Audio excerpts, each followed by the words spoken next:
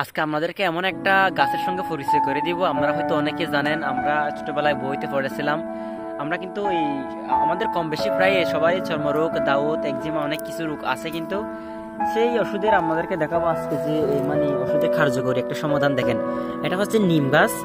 নিম গাছের কিন্তু অনেক বৈশিষ্ট্য আছে। সো আমার মাথার উপর দেখেন, ওইটা হচ্ছে নিম গাছ, অনেক বড় বড় গাছ।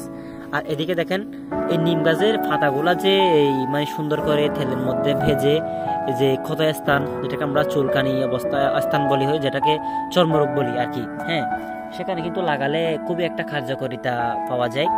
সো আসলে নিম গাছের অনেক বৈশিষ্ট্য আছে, হয়তো আমি অনেক কিছুই জানি না। সো যেটা জানলাম সেটা আমাদের সামনে শেয়ার করলাম।